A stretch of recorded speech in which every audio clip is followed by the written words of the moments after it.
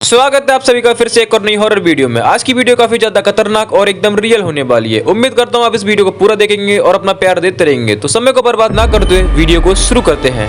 कहते हैं हर हॉस्टल में कुछ न कुछ रहस्य जरूर होता है, लेकिन जिस हॉस्टल की मैं बात करने जा रहा हूँ वहाँ एक ऐसा कमरा था जिसे कॉलेज प्रशासन ने खुद ताले में बंद कर दिया था। कमरा नंबर 13। कहानी है देहरादून के एक पुराने कॉलेज की, जहां अब भी कुछ रातों में उस कमरे की खिड़की से हल्की सी पीली रोशनी झलकती दिखाई देती है। हालांकि वो कमरा पिछले 12 सालों से बंद पड़ा है। इस कहानी का मुख्य किरदार है राघव, जो हाल ही में उसी कॉलेज में B.SC के लिए एडमिशन लेने आया था। पहली बार हॉस्टल में रहने का एक्साइटमेंट अलग ही था। दोस्त बने, क्लासेज शुरू हुई, सब कुछ नॉर्मल चल रहा था, जब तक कि एक रात उसने कमरा नंबर 13 का नाम नहीं सुना। दोस्त मनीष बोला, भाई वो ब्लॉक का कमरा नंबर 13 मत जाना, वहाँ बहुत साल पहले कुछ हुआ था।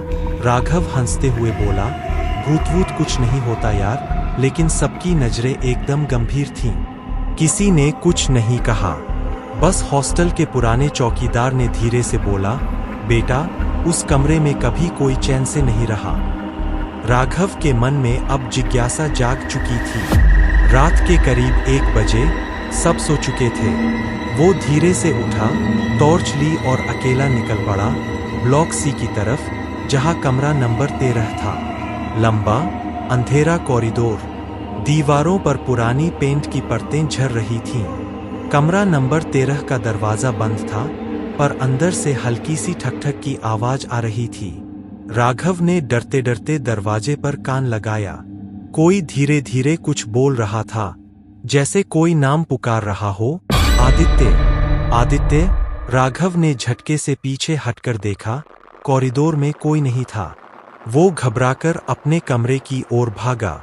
अगली सुबह जब उसने अपने रूममेट से बात की तो उसने कहा, भाई आदित्य कौन था? रूममेट एकदम शांत हो गया। आदित्य वही लड़का था जो 12 साल पहले उस कमरे में मर गया था। कहते हैं साल 2013 में हॉस्टल में एक स्टूडेंट था, आदित्य मेहरा।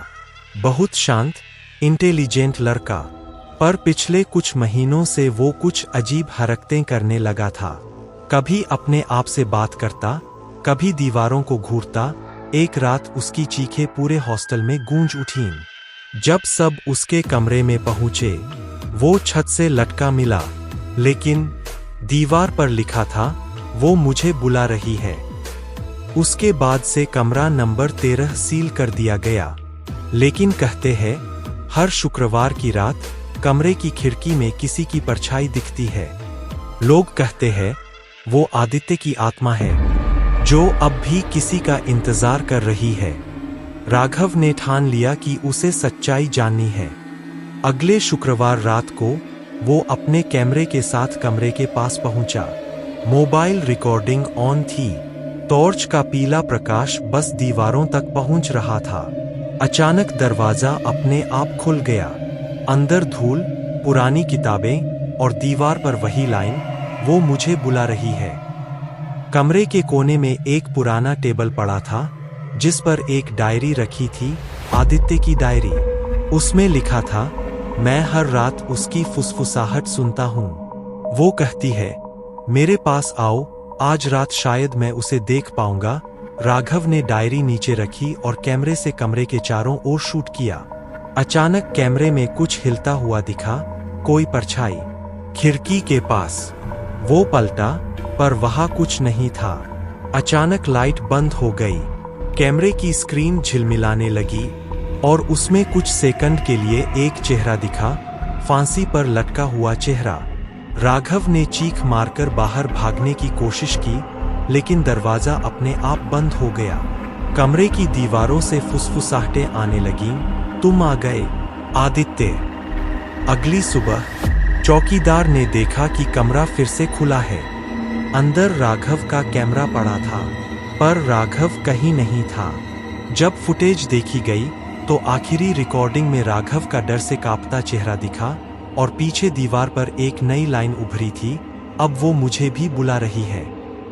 आज तक राघव नहीं मिला और हॉस्टल वालों ने फिर से कमरा नंबर 13 पर ताला लगा दिया है।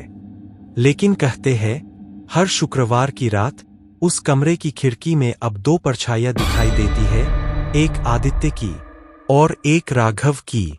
अगर कभी तुम किसी पुराने हॉस्टल में जाओ और वहां कमरा नंबर 13 दिखे तो बस याद रखना, हर ताला हर चीज को नहीं रोक सकता, कुछ दरवाजे आत्माएं खुद खोलती है।